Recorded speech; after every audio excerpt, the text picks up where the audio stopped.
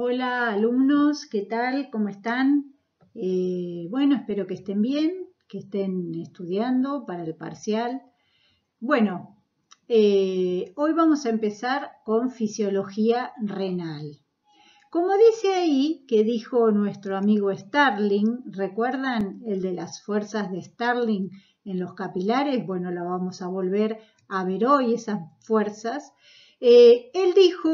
Él pensó y dijo, el riñón presenta en su más alto grado el fenómeno de la sensibilidad, el poder de reaccionar frente a diversos estímulos en la dirección adecuada para la supervivencia del organismo.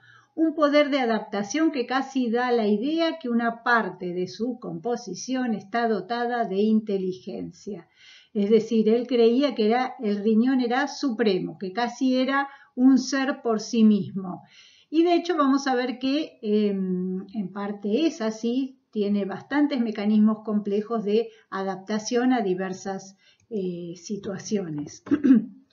Entonces, en esta clase y en la siguiente vamos a analizar cómo los riñones regulan la composición del plasma, eliminando el exceso de agua y de solutos, incluyendo también dentro de estos determinados productos de desecho, y reteniendo el agua y los solutos que sí son necesarios en los momentos que son necesarios. Al regular el volumen de agua en el plasma, los riñones también regulan la presión arterial media. En el proceso de regulación de contenido de solutos del plasma y por tanto del líquido extracelular, ustedes ya saben que tienen casi la misma composición, los riñones desempeñan una función esencial en el mantenimiento de la excitabilidad normal de tejidos nerviosos y musculares. Recordemos que el potencial de membrana en reposo depende de gradientes electroquímicos de los iones de sodio y potasio a través de sus membranas celulares. Y los riñones son súper necesarios para mantener el nivel plasmático de estos iones. Si estos niveles cambian, tanto los tejidos nerviosos como musculares pueden volverse hiperexcitables, causando espasmos musculares, calambres o sensación de hormigueo, o bien hipoexcitables, provocando incluso arritmias cardíacas. Los riñones también participan en el equilibrio ácido-base, regulando el nivel plasmático de bicarbonato y iones hidrógeno, como dijimos en la clase anterior.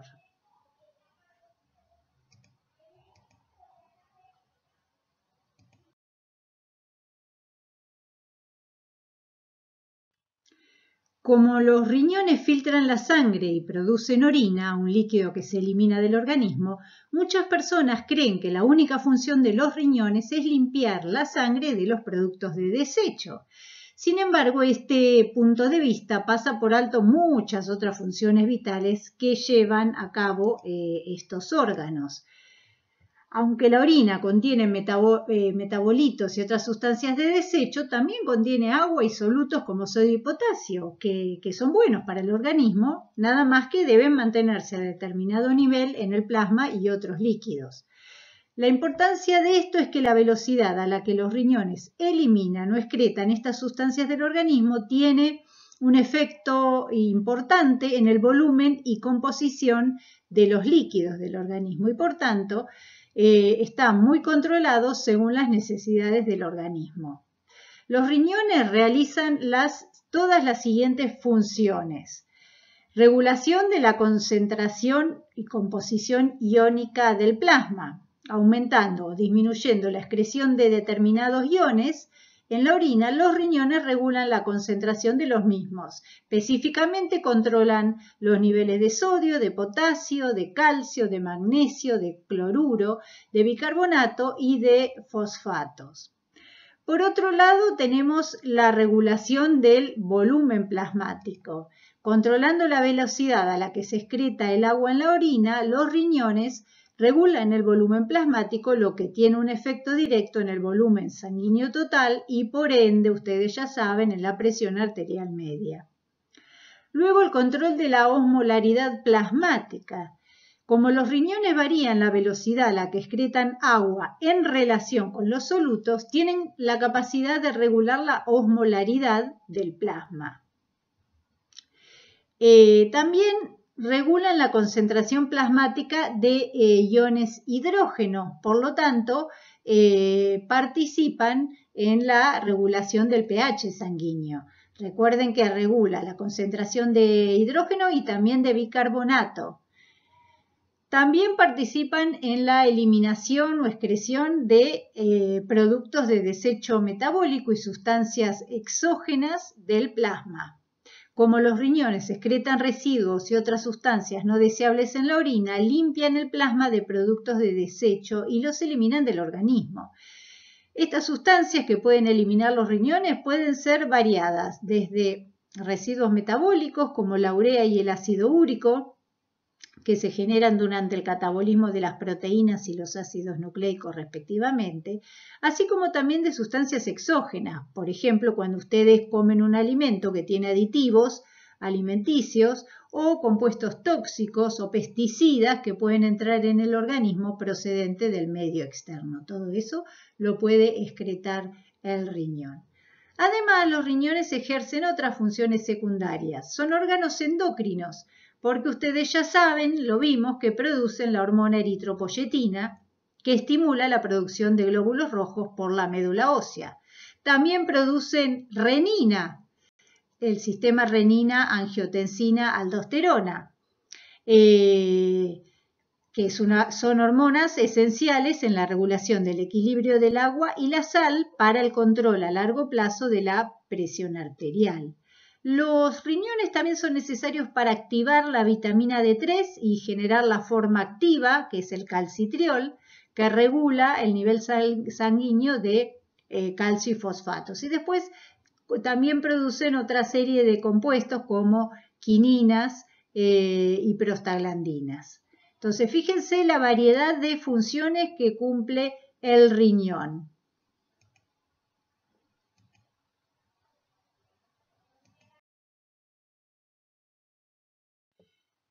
Bueno, ustedes esto ya lo vieron en histología. Cada riñón está compuesto por las nefronas, que son las unidades funcionales. Cada riñón consta de unas 800.000 a 1.200.000 nefronas. Y cada nefrona es una entidad independiente hasta que su túbulo colector se une o se fusiona con otro túbulo.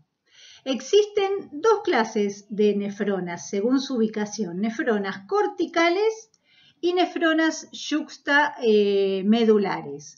La gran mayoría de las nefronas son corticales y se encuentran casi en su totalidad dentro de la corteza renal. Tan solo la parte final del asa de Henle se adentra en la médula renal.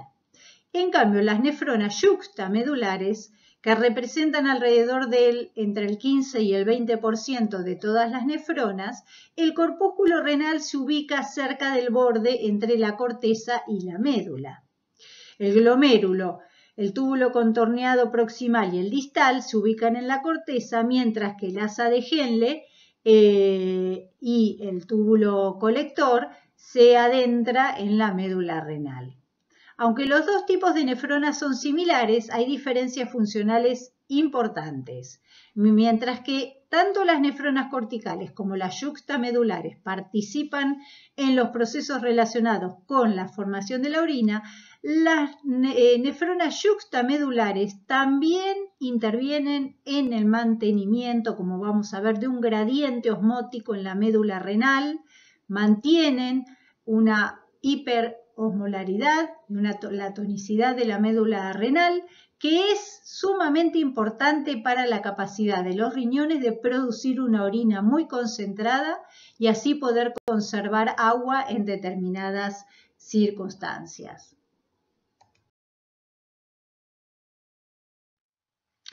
En los riñones, el agua y los solutos se intercambian entre el plasma y los líquidos en los túbulos renales, con el fin de regular la composición del plasma. Es decir, el plasma se filtra en la cápsula glomerular.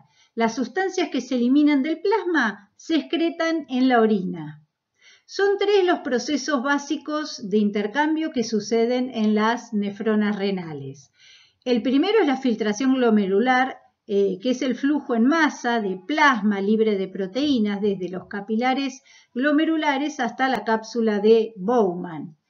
La segunda etapa es la reabsorción, que es el transporte selectivo de moléculas desde la luz de los túbulos renales al líquido intersticial fuera de los túbulos. Las moléculas reabsorbidas finalmente entran en los capilares peritubulares. Acá vamos a ver que son diferentes las fuerzas de Starling en los capilares glomerulares de los capilares peritubulares, que hacen que la reabsorción se produzca en una u otra dirección. Y finalmente la tercera etapa importante es la secreción, que es el transporte selectivo de moléculas desde el líquido peritubular, es decir, la sangre, hacia la luz de los túbulos renales. Estas moléculas secretadas vienen del plasma de los capilares peritubulares.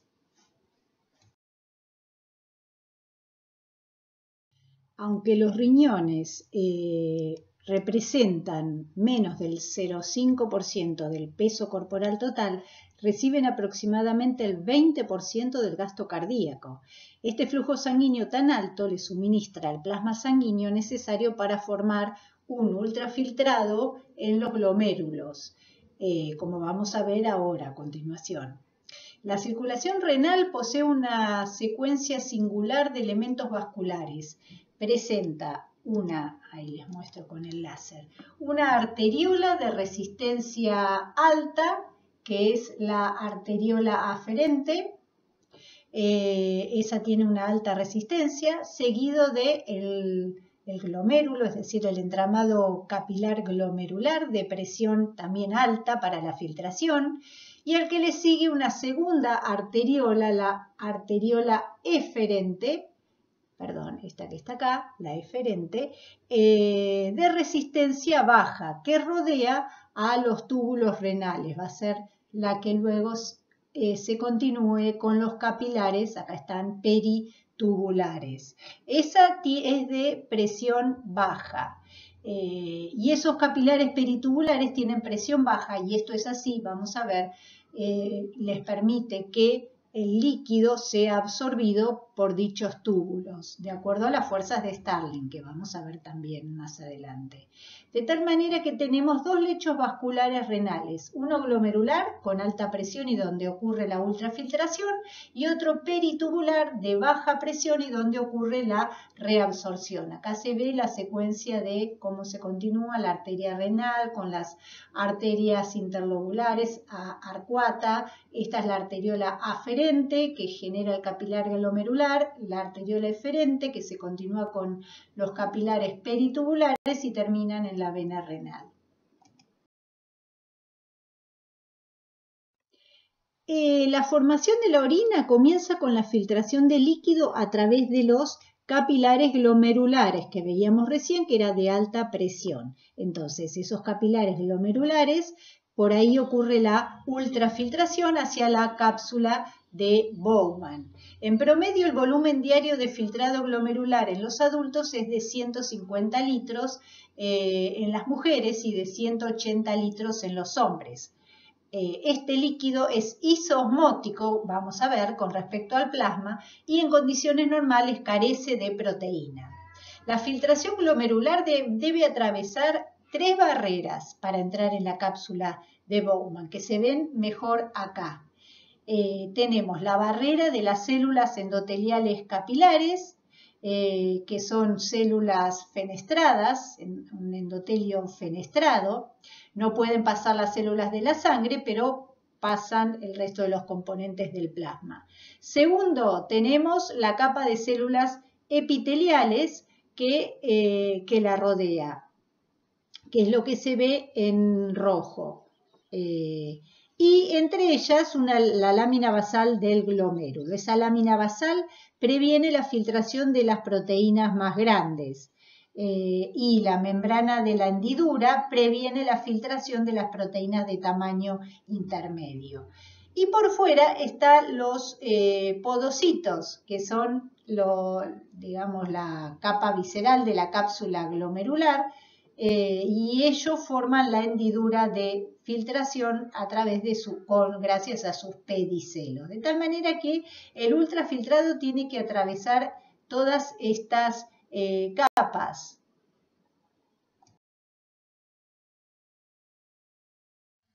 Bueno, acá vemos en esta diapositiva qué es lo que determina la filtración glomerular.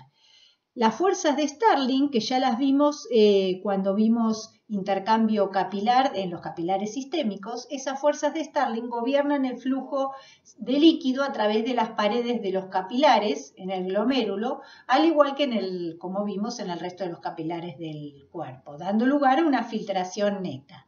Sin embargo, en el caso de los capilares glomerulares, el filtrado no fluye al intersticio entre las células, sino al espacio de Bowman, contiguo a la luz del túbulo proximal. Además, a diferencia del resto de los capilares, la tasa de filtración que se produce en los glomérulos supera con mucho la que tiene lugar en el resto de los capilares de la circulación sistémica, ya que las fuerzas de Starling son mayores en los capilares glomerulares.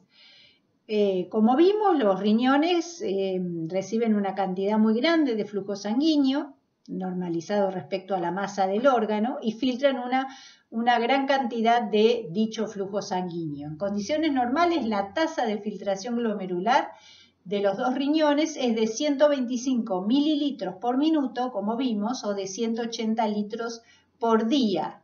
La presión hidrostática que se ve la flecha en verde del capilar glomerular favorece la ultrafiltración. La presión hidrostática en el espacio de Bowman se opone a la ultrafiltración. Después tenemos también la presión oncótica en el capilar glomerular que se opone a la ultrafiltración, y la presión oncótica, recuerden, era la presión osmótica proteica en el filtrado del espacio de Bowman, favorece la ultrafiltración.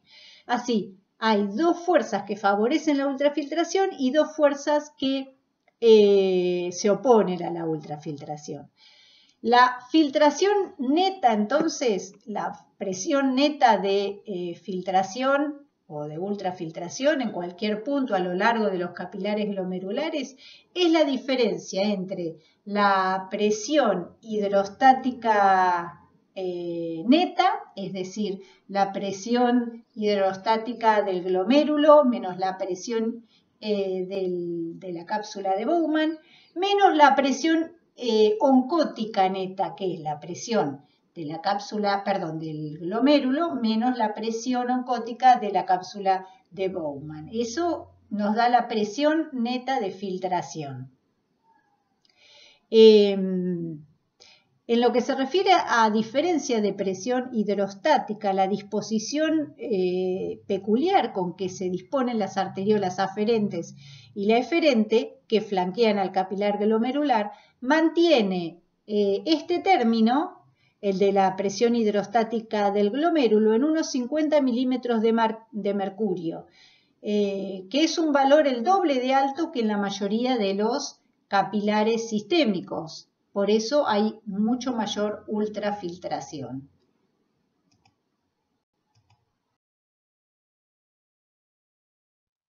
El volumen filtrado por unidad de tiempo se llama filtración glomerular y es de unos 125 mililitros por minuto.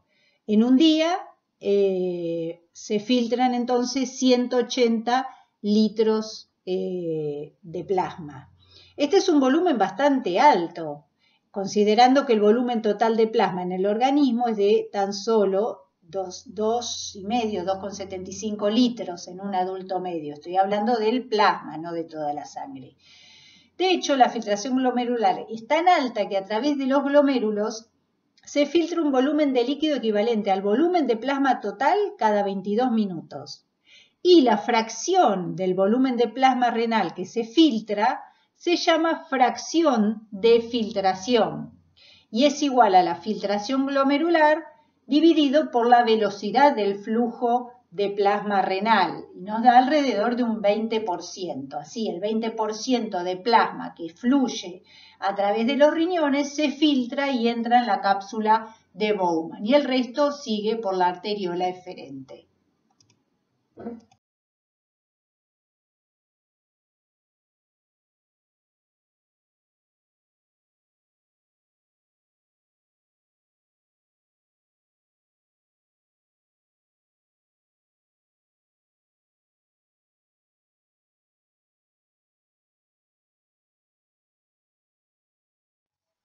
De ese 20% que se filtra, es decir, la fracción de filtración que dijimos que era un 20%, de ese 20%, más del 19% es reabsorbido en los capilares peritubulares y solo menos del 1% es excretado en forma de orina.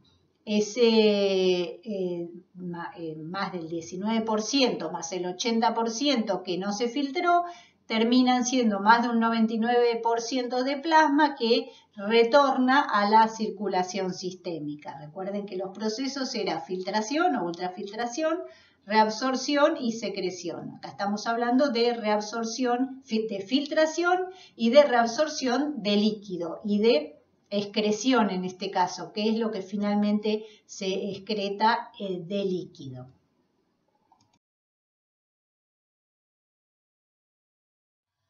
La tasa de filtración glomerular, que les dije que la promedio era de alrededor de 180 litros por día en los hombres, esa tasa de filtración glomerular se controla principalmente a través de la regulación del flujo sanguíneo de las arteriolas renales, la aferente y la eferente. Esto ya vieron unas diapositivas anteriores, esta es la presión vascular y estos son los distintos segmentos sanguíneos. Fíjense que tengo una gran presión vascular en la arteria renal, disminuye bastante en la arteriola aferente, sin embargo se mantiene en el capilar glomerular y termina bajando rotundamente bastante esa presión en la arteriola eferente y vuelve a la vena renal obviamente con muy baja presión. Entonces, esa microvasculatura renal tiene dos sitios de control donde puede controlarse la filtración y que es la tasa de filtración glomerular, que es las arteriolas aferentes y la arteriola eferente. La constricción o relajación selectiva de estas arteriolas permite un control muy preciso de la presión hidrostática que tenga ese capilar glomerular, ese ovillo glomerular y por ende va a controlar la filtración glomerular. Fíjense en esta situación tenemos que hay un aumento de resistencia, si se generara un aumento de resistencia en la aferente, le llegaría menos flujo sanguíneo al glomérulo, con lo cual habría menos tasa de filtración glomerular. ¿Qué pasa si tenemos una mayor resistencia en la arteriola eferente? Esta es la aferente y esta es la eferente. Sin alterar la aferente, bueno, tendríamos un mayor flujo sanguíneo en el glomérulo, con lo cual estaría incrementada la tasa de filtración glomerular por un aumento en la presión hidrostática glomerular.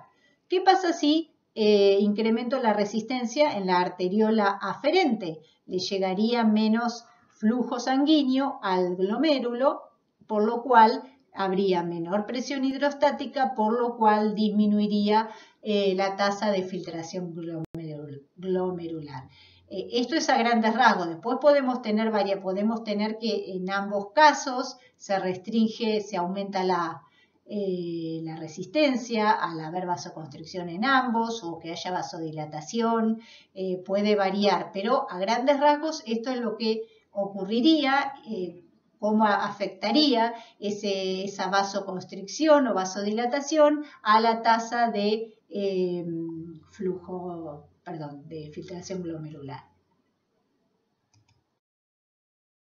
Un rasgo importante de la circulación renal es su gran capacidad para mantener el flujo sanguíneo renal y la tasa de filtración glomerular dentro de márgenes estrechos, aunque varíe bastante la presión arterial media. La presión arterial media puede variar entre 80 y 170 y aún así mantener una tasa de filtración glomerular estable. Esa estabilidad del flujo sanguíneo, conocida como autorregulación, también es una propiedad importante de otros lechos vasculares, por ejemplo, aquellos del cerebro y del corazón. La perfusión a estos órganos, cerebro, corazón y riñón, debe preservarse en situaciones de urgencia, como por ejemplo ante un shock hipotensivo. La autorregulación del flujo sanguíneo renal es independiente de la influencia de nervios renales y de hormonas circulantes. Aunque estos también ejercen un control que se llama control extrínseco.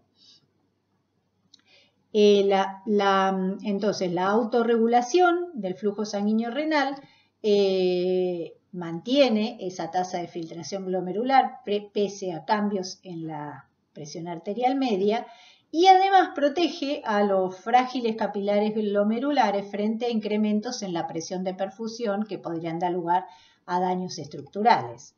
El riñón autorregula el flujo sanguíneo renal en respuesta a una elevación de la presión arterial renal con un incremento proporcional en la resistencia de las arteriolas aferentes. La autorregulación entra en juego durante los cambios en la presión arterial que ocurren, por ejemplo, con cambio en la postura, con el ejercicio de leve a moderado y durante el sueño. Esa respuesta autorreguladora se produce en la arteriola aferente y es ahí donde aumenta la resistencia al flujo cuando aumenta la presión de perfusión. Y por el contrario, la resistencia en la arteriola eferente y las resistencias capilares, glomerulares y peritubulares y la resistencia venosa cambian muy poco en el rango de presiones arteriales renales normales o altas. Sin embargo, en el rango de presiones de perfusión renales bajas, como en el caso de una insuficiencia cardíaca congestiva, la resistencia de la arteriola eferente ahí sí aumenta, con lo que se minimiza la disminución de la tasa de filtración glomerular. La autorregulación renal se fundamenta en dos mecanismos igualmente importantes, que son la respuesta o mecanismo miogénico del músculo liso de las arteriolas aferentes y el mecanismo de retroalimentación túbulo-glomerular que vamos a ver en la próxima diapositiva.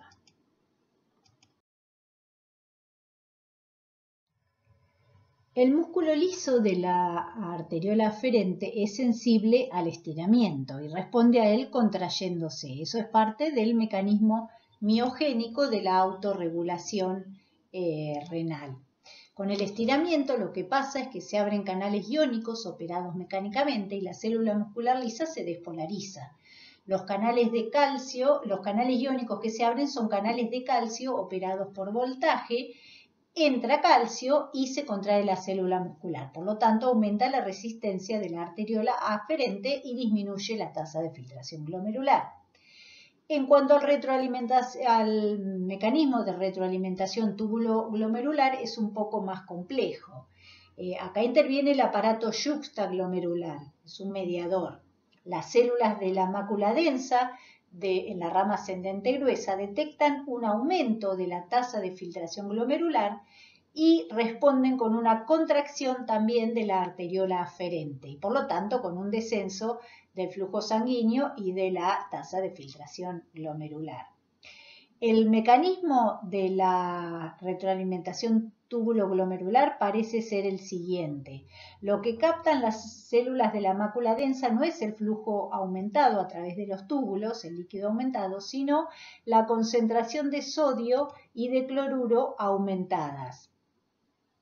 Eso lo que ocurre es con esa concentración de sodio y de cloruro aumentada es que se traduce hacia un interior de una concentración de sodio y de cloruro aumentada. Discúlpenme que me trabé ahí.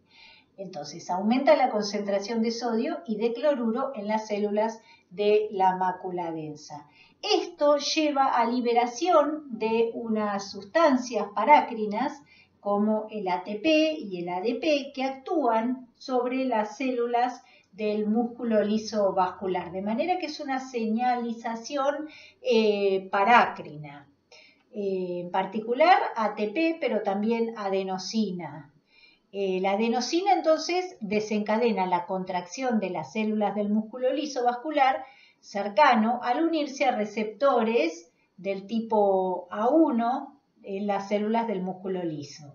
El aumento de la resistencia arteriolar aferente entonces disminuye como consecuencia de esta contracción que era de las células musculares lisas de la arteriola aferente y entonces disminuye la tasa de filtración glomerular. Acá se ve un esquema de lo que sucede con la retroalimentación glomerular. La señalización parácrina sería lo que se ve acá.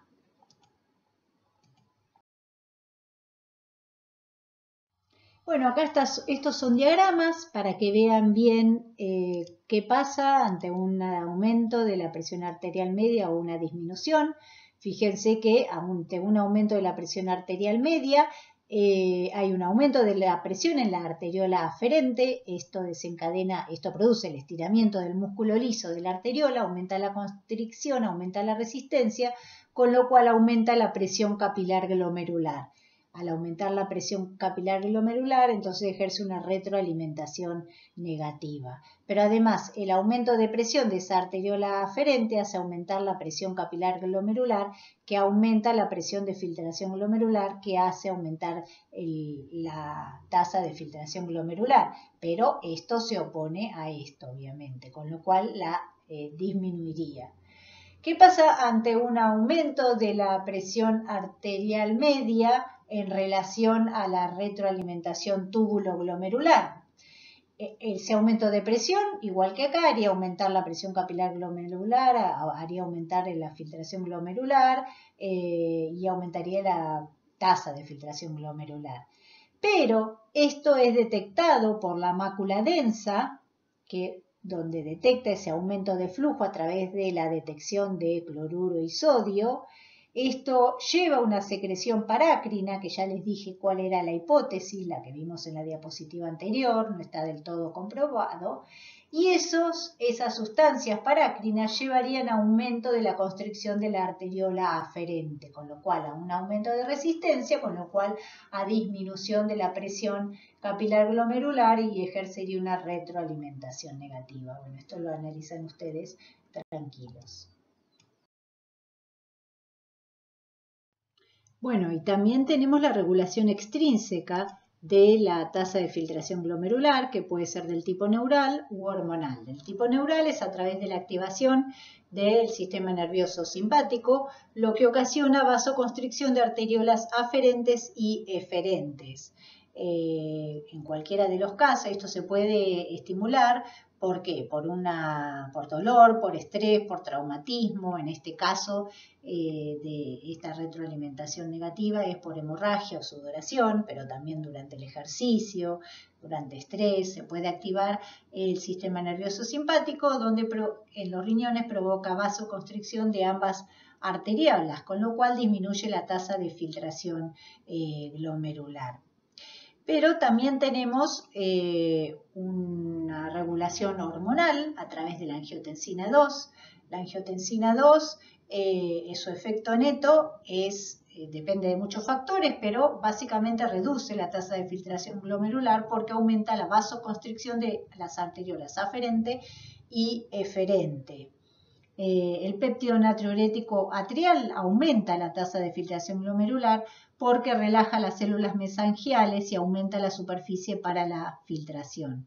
Las prostaglandinas las aumentan, la tasa de filtración glomerular, y la adrenalina disminuye la tasa de filtración glomerular, similarmente a lo que ocurre con la noradrenalina de la estimulación simpática.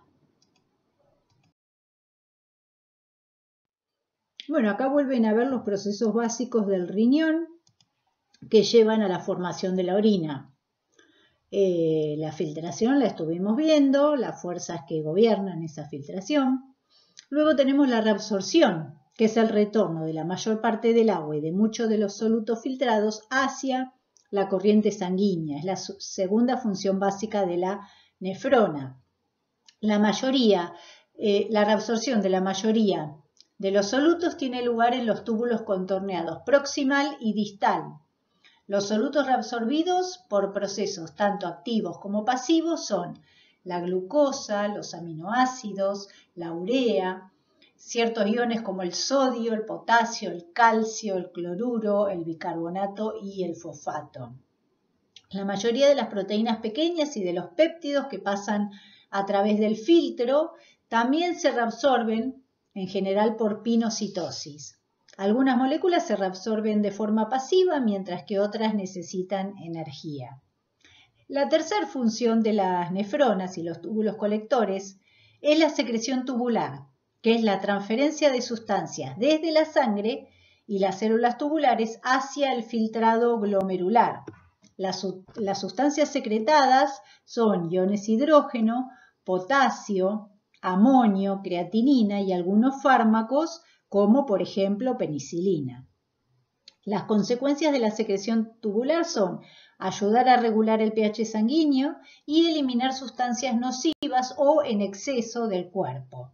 El resultado final de la secreción es un aumento de la cantidad de ese soluto excretado en la orina, lo que disminuye la concentración plasmática de ese soluto. Y la excreción es la eliminación del soluto y agua del organismo en forma de orina. Para cualquier sustancia, la cantidad que se excreta durante un periodo de tiempo se determina con una regla sencilla. Sustancia que entra en la luz de los túbulos renales, sustancia que se excreta a menos que se reabsorba.